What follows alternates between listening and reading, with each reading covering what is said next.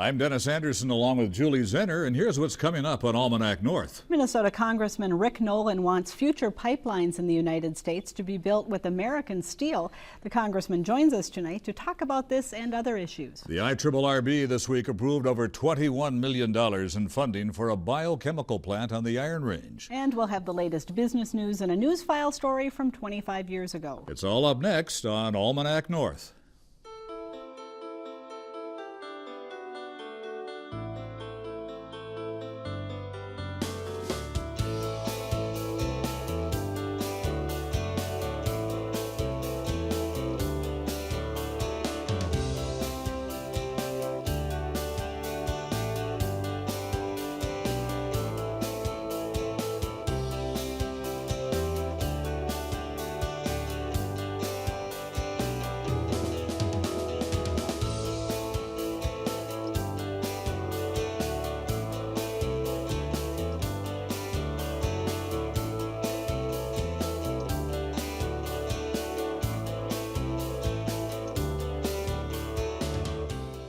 Hello and welcome to Almanac North. Thanks for watching. Julie, spring fever has been short-lived around here. Yeah, we are not catching a break on any level. It'll come yet, huh?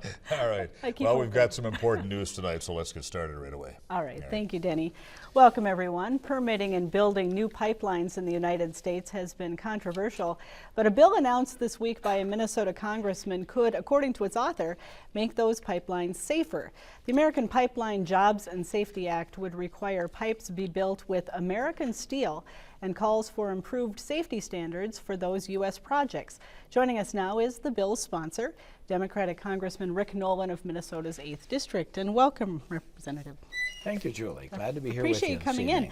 This bill really targets foreign steel and pipeline projects, does it not? Well, it does. You know, we've seen a dramatic increase in energy production here in the United States, which has put a tremendous demand on trucking, on railroads, and a big demand for new and improved pipelines.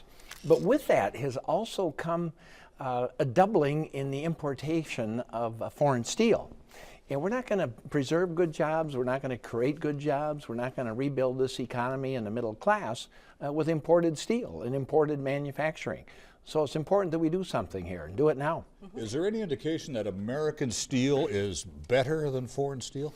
You know, because we don't have international standards, it's somewhat difficult to quantify, but there's a lot of anecdotal evidence. I worked in the oil field supply business, and it was generally agreed in the international community that international steel is better.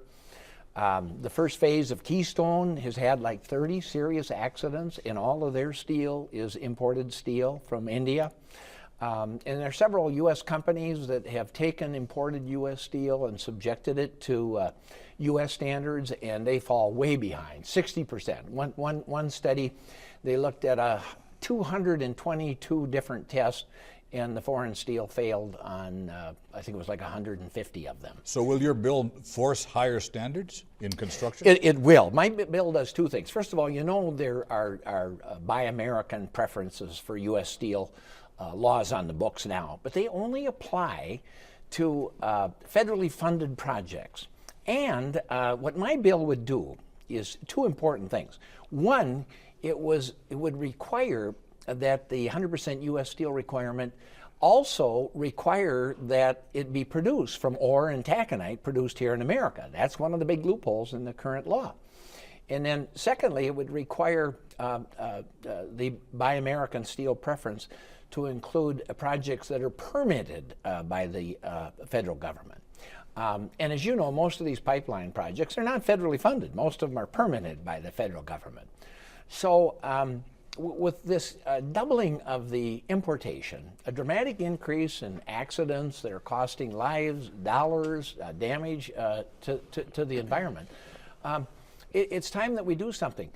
The economists who studied this say that if this trend of imported cheap and quite frankly unsafe steel continues, we will see the shutdown of at least a dozen sawmills and iron mines. We'll see the loss of as many as 50,000 jobs, and those are good paying jobs. So we can't rebuild this nation's economy, the middle class, create good jobs by shutting down our steel mills in this country by using imported steel. You mentioned that it's cheaper, and of course that's the reason why companies would choose to use the imported steel is because it does cost less. If we want to have competitively priced domestic energy, don't those infrastructure projects then also have to be affordable and competitive for the companies to invest in them? Well, you know, we have Enbridge right here in the Twin Ports, and they employ 700-800 people. And they're a great company. I've studied the issues of the safety and related problems that relates to trucking, to rail, pipelines. I'm convinced that the pipelines are the best and the safest and the cheapest way to go. Having said that, it's no secret. I mean, these big multinational corporations, of course, they want the cheapest product they can get anywhere in the world. They don't have to comply with standards. They import a lot of cheap steel. And you know, there are costs related to that. There are hundreds of millions of dollars of damages that have been caused by the use of this cheap steel. There have been lots of lives lost. And we're talking about losing maybe 50,000 jobs and talking about putting another dozen companies out of business. We cannot subject ourselves to having to lower ourselves to the lowest economic and safety standards in the world. So where is your bill now? Well, we just introduced it Yes, here you did. the last day I was in session. And I found in discussing this with the steel industry, the mining companies, as well as my colleagues, there's a lot of support for it. But, you know, it's no secret. These big multinational corporations have a lot of political power. And I'm also working with a group, we meet weekly, to try to put the brakes on this Trans-Pacific Trade Agreement. You know, the North American Free Trade Agreement cost us millions of good-paying jobs in this country. Now, there were new jobs created as a result of it, but as one of the people working late night at one of the service stations said to me, it's a good thing several million jobs were created because a person needs 2 or 3 of them to make a living. And the fact is the good jobs come from mining and manufacturing and producing goods and services. And those are the ones we've been sending overseas. We can't rebuild this country by continuing to import cheap steel and cheap manufactured products. We became the strongest economy in the world with the strongest middle class in the world by doing all things we could, taxes, trade policy, buying policies, to ensure a strong manufacturing and production industry in this country. It's important for our national security, it's important for our economy, it's important for our health and our safety, and I'm going to do everything I can to keep promoting it. Now, you mentioned Enbridge a while back, and that's a project, or the projects that they're proposing. Duluth and Superior mayors have both come out in favor of those. Have you taken a stand on the expansions that they're proposing? Oh yeah, I mean, the whole pipeline issue is a big issue, and so I've studied it very carefully. You know, the railroads have some 55,000 cars under order, and the trucking companies have you know, a similar number of tanker trucks under order. And when you add it all up, there is no way that is perfectly safe. But all the evidence seems to clearly suggest that pipelines are the safest. And my point is, they can be made a lot safer by using U.S. steel, and at the same time preserving, creating, building a lot of good jobs here in this country. Let's shift gears here a little bit. Is there anything being done to help the paper industry in this country? We've got a large paper manufacturing plant here in Duluth. What is Congress doing? What's being done in Washington to assist the paper industry? There's another important issue. I mean, we've seen, you know, close to a dozen paper mills shut down in this country. And a big part of that was the fact that North American Free Trade Agreement resulted in the shipping of those good-paying jobs and those operations overseas. The last mill to shut down was the Wausau mill in Brainerd. They had just spent $27 million upgrading that. It's one of the most efficient mills in the country. But they were having to compete with a foreign company that was getting a $500 million subsidy. Well, that's not fair trade. That's not fair trade. And you know what? The Japanese just sent a message to Obama. You know, they're not ready to sacrifice their business and industry for this free trade agreement that is being currently negotiated. And I don't think we should be either. What can you tell those who live in International Falls who lost their jobs at Boise? Well, it's tragic, and it's not just Boise. It's you know, that was a shutdown, but excuse me, that was a layoff. Mm-hmm. I've been working with them, and I've been bringing some buyers in, and we're starting to see some progress there. They've actually put a few more people to work. We were able to secure an EDA grant to help those workers get retraining and readjusted. And then I'm working again on this free trade agreement. You know what we did in this country in building a middle class? We said, you know, you got to have Social Security, you got to pay for Medicare, workers' comp, unemployment, occupational health and safety, environmental standards. Well, guess what? That costs business and industry money. And then we came along with these free trade agreements and said, oh, now we want you to compete with people that don't have to do any of that? Well, that's not going to work unless you want to shut down all of American industry. We need to redo these trade agreements. They're managed trade agreements. And you know what's so disturbing about this? The Constitution is not clear on a lot of things, okay? Doesn't mention Medicare, doesn't mention Social Security. But one of the things it's very clear on, it says that the Congress of the United States should govern the trade relations between nations. And guess what? As a member of Congress, we're not allowed to sit in on the negotiations. You, as members of the press, are not allowed to sit in on those negotiations. Yet 600 multinational corporations, along with the assigned government operatives from each of the governments, are allowed to sit in on that. And then they come to the Congress with what they call fast track and say, you know, just approve this. You can't make any amendments. That's an abdication of our responsibility. I want to get one more question in. Runway expansion at Duluth International Airport. You've been pushing that. Yeah. What's the value of that for our region and the reason that the federal government should support it?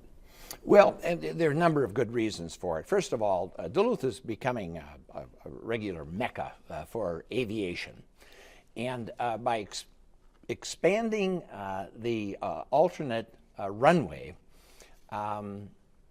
during the period when the existing runway is going to have to be rebuilt, we allow the 148th to continue its operations. We allow the passenger operations to continue their operations, the commercial airlines to continue their operations. And without that, we would, in all probability, see a shutdown of the 148th, a shutdown of passenger services, a shutdown of the commercial services.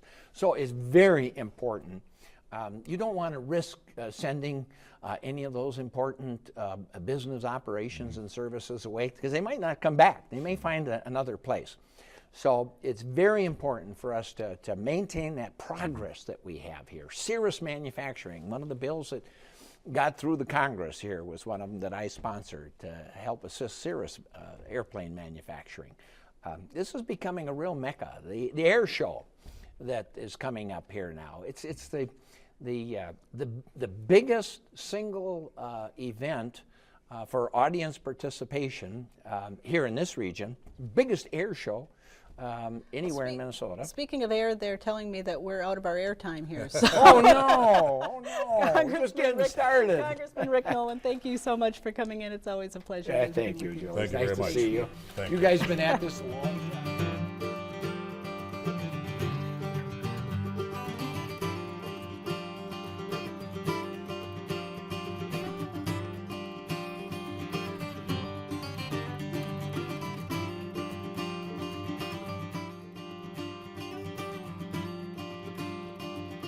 Now, let's dig into our news file archive for a look at what was making news 25 years ago this week. What started as a handful of ship fanatics grew to include a whole assortment of passers-by, eager to see the first salty of the year enter the Twin Ports harbor. My folks used to bring me here all the time, and I never fell out of love with those great, big, beautiful ships. I'm still like a kid when it comes to those big ships. That's one of the reasons why we enjoyed Duluth when we first came here, is that the ships and the water, and my son always keeps saying ships, ships, ships. 20,000 other Minnesotans were anticipating the ship's arrival too. That's how many entered the first ship contest by guessing the exact time the Pomorza Zakodny would pass beneath the aerial bridge. I think it's a good contest not only for tourism, but it focuses on the port, which is just naturally one of our favorite attractions here in the Twin Ports. So looking forward to another big year for tourism.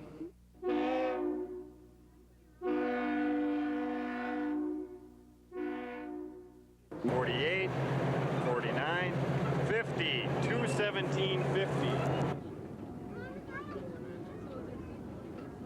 A Crookston, Minnesota woman has won the contest. She was just 15 seconds shy of the ship's arrival at 2:17:50.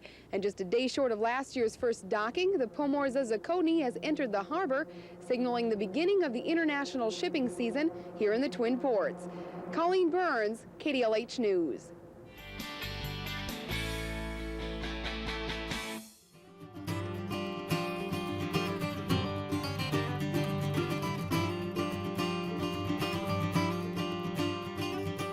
Funding to help build a commercial-scale biochemical plant on the Iron Range was approved this week by the IRRRB. Sertich, Inc. plans to build a $105 million plant at the Laskin Energy Park in Hoyt Lakes.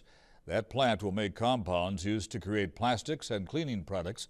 The Sertich process uses renewable green sources to reduce dependence on petrochemicals.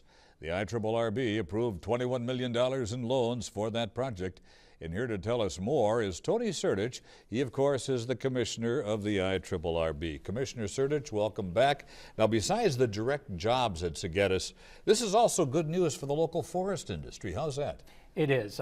University of Minnesota did a study because part of the chemicals they're using are going to come from wood. And so you start with the loggers all the way through the final product, and they said that this will impact, forecasted about 540 some jobs and have an annual impact to our economy in northeastern Minnesota of $55 million a year. Now, you brought a product made by Sertich. Yes. And what's in this that would impact the local economy? Sure. And so this is a dish soap that is sold right now in Target and Walgreens and all across the U.S.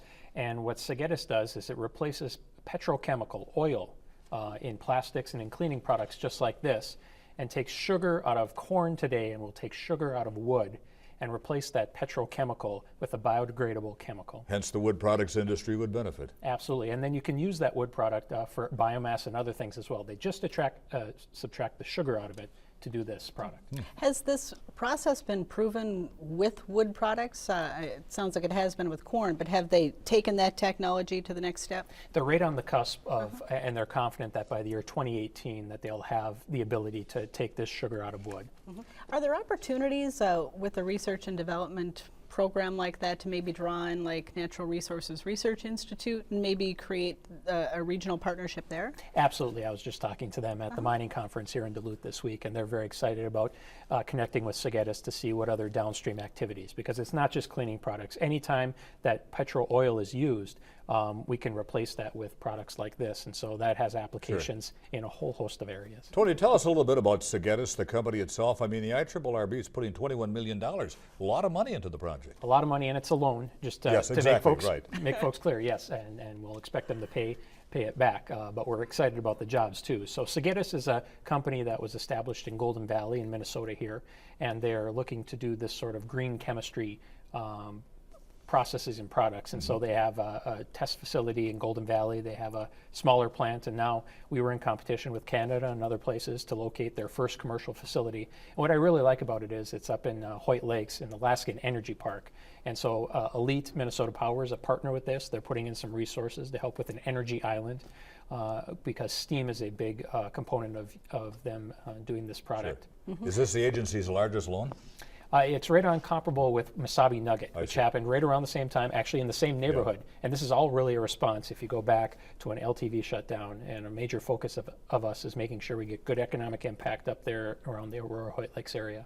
You mentioned that it was a competitive process to get them to come to the Iron Range. What was the tipping point that made Hoyt Lakes win out? Well, I think it's a little bit of everything.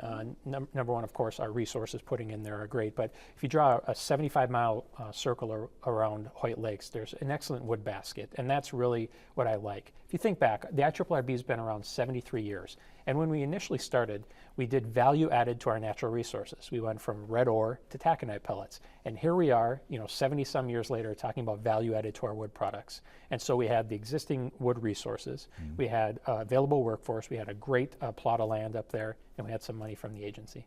So this is a loan, and you said the expectation, of course, is for them to pay it back, but are there any guarantees on that or protections for the IRRRB if this doesn't pan out the way that that they're hoping to? Sure, and we usually do that with loans that we give, especially of this size. And so we have access to their equipment, and then eventually we have warrant in the company once the loan matures a little more. Tell us about the schedule for building the plant and perhaps what the job creation could be. Sure. So at the plant itself, they're hoping to break ground either this fall or this spring of next year. They still have to raise some of their capital. 70% of the $105 million is coming from the company itself. And so once they get their private financing all in order, they hope to break ground then. On site, there'll be 50 jobs immediately, adding 20 more when they transition to wood. But as I said, if you talk upstream and downstream from the loggers in the woods all the way to the end, over 545 jobs. Do you expect any environmental permitting issues associated with this project at all? Sometimes that can slow things down a little bit more than we expect. We've been in discussions with the regulatory agencies, and we're hoping for a fairly smooth process there. Good news, switching gears a little bit, New Partners Consultants, moving into a call center in Progress Park in Eveleth. Talk about that. Yes, and so just about a month ago, a business shut down there, and we lost about 100 jobs potentially, but we were able to come in. It was a local boy from Gilbert, Jerry Samarja, who grew up on the range, brought his company in, and they're going to at least hire back 50 of those folks. And so a good opportunity to make some lemonade out of lemons. Tony, for young people on the range, what kind of a picture can you paint to try to keep young people there? What kind of jobs are up and coming other than perhaps in the mining industry? Well, the first thing is I think it's okay if folks leave for a little bit. If you remember when you were 18 to 22 years old, probably not the most productive time in your life. I'm okay if they kind of come down to Duluth or even the Twin Cities, go break stuff somewhere else. But what we want them to do is boomerang back once they've got an education, once they come back. And there's a whole host of opportunities, and not just in mining, not just in forest products. We're really looking to diversify the economy. And so we've had a lot of small businesses start up on our main streets, and the one place I want to plug, and I know they've been on this show before, is North Force. If you go to northforce.com on the internet, you can enter in all your information, and when jobs are available on the Iron Range, you'll get an email. Has North Force had a pretty strong start? Are you seeing relationships develop? It was kind of a matchmaking service. It sounded like where the employees and the employers would come together. Yep, they can. The employers can enter their information about what jobs are available, and potential employees who want to live in northern Minnesota can put their information in too. And so it's a good start. It's going to be growing as people hear more about it. That's why I wanted to plug it right here at the end. About a year ago, you were here talking about the formation of a better IRRRB task force. So. Is it better? We're getting better. We're getting better. And so the whole idea of this was we have our trust fund that was established in the 1970s. It's grown to about $150 million. Now the loan for Segetis is coming out of that, and that's the main mission, is to diversify our economy. And it's been potentially rated a few times by other politicians. And so we've got a plan put in place, and our board will be meeting this summer to transition that fund into a nonprofit to protect it, to make sure it can never be rated by politicians. Tony, what's the state of the mining industry right now on the range, and are they expecting a boom year? Mining is doing fairly well on the range. The overall steel market is tough. And when you talk about trade issues, as Congressman Nolan did, another big issue is steel dumping. We're seeing that from countries around the world. And so that's always an issue. But right now, our taconite industries are running strong. We just had that SME mining conference in Duluth, and projections across the board were that they'd be running at full capacity this year. Any major new takeaways that you learned at the conference? Just that the industry itself, taconite's doing pretty well. And the other thing is the silver tsunami is still happening. We're seeing a bunch of retirements and more job opportunities for folks if they want to get into mining. And it's not your father or your grandfather's industry anymore. We're seeing a lot more diversity, and we're seeing a lot of opportunities for a good paying job if you want to live up north. IRRRB Commissioner Tony Sertich, thank you very much. Appreciate it. Thank you. Thank you.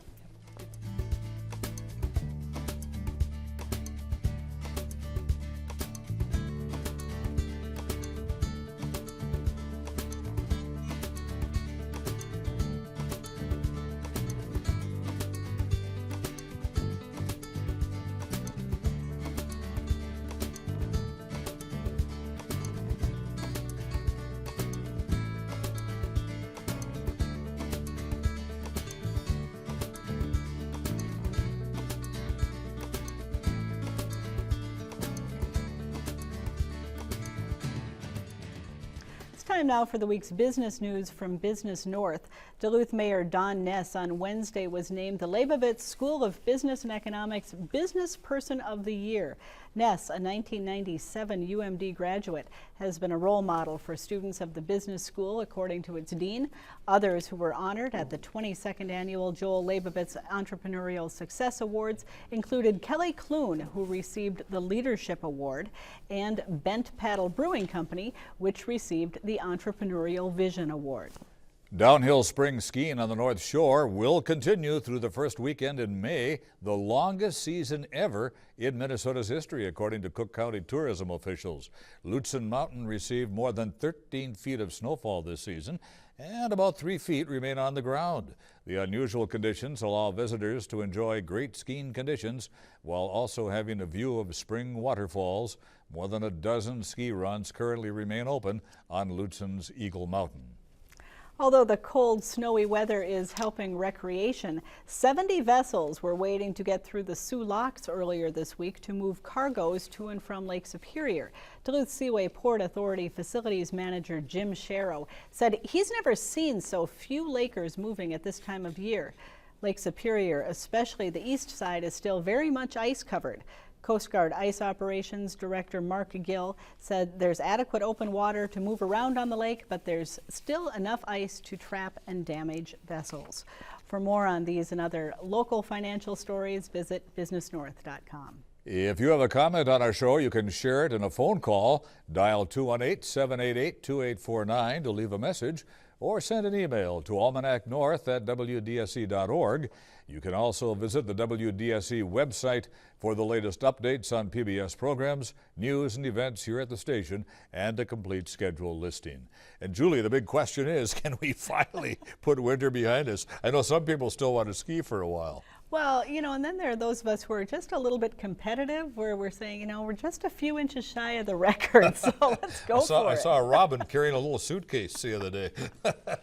I think you're fibbing. Not quite sure where he's going. All right, for Julie and the crew at Almanac North, I'm Dennis Anderson. Have a great weekend. Good night, everybody, and be kind.